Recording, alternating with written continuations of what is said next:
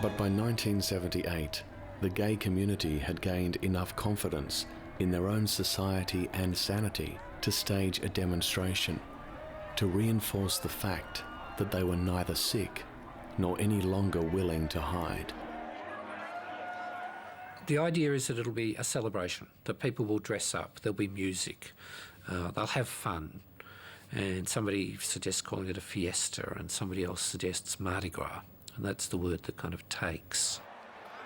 But it really does mark a turning point. What happens is that as they're parading down Oxford Street, encouraging people to come out of the bars and to join them, the music's going, people are dressed up and they're dancing. The police, for reasons we still don't know, decide to revoke the permit to march. But the police blocked the way and diverted the march round the corner and up into King's Cross.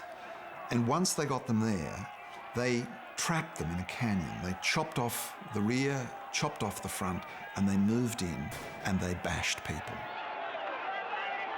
And it was appalling. It was a really violent police riot. I mean, I remember being in the middle of it and people were screaming, trying to get out of the crowd. There was basically nowhere to go. I mean, I remember seeing people throw up, people just pass out. I remember seeing one woman actually just be set upon by these 3 cops and then being dragged by a hair.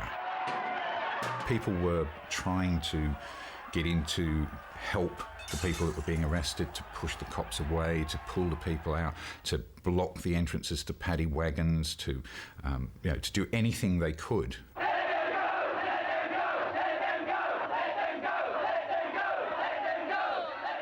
But the police went even further because a day or so later, when the people that had been charged were brought into court, they closed the courts to the public.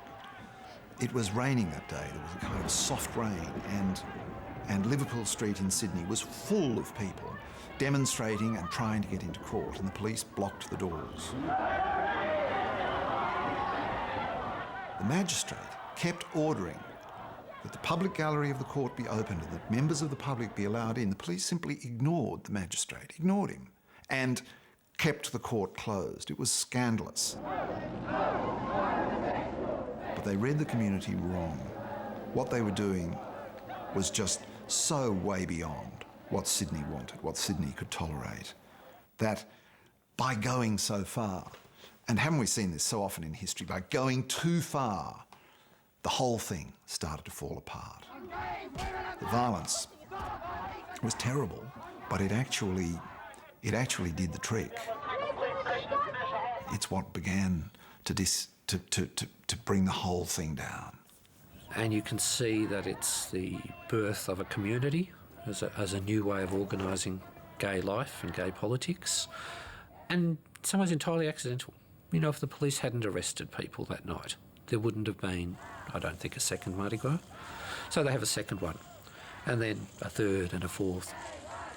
Things had been developing before, but it gave what you might call the media and the outside world a thing to focus on. It also gave the gay world itself something to focus on. We can see that if we contest these views, we can make a difference. We don't want to be molested, we don't want to be contested, and we don't want to be arrested, we just want our rights. And the upshot of that, looking back, it's now clear is that there is an emergence of a gay and lesbian community much broader than the political movement which had existed till that point.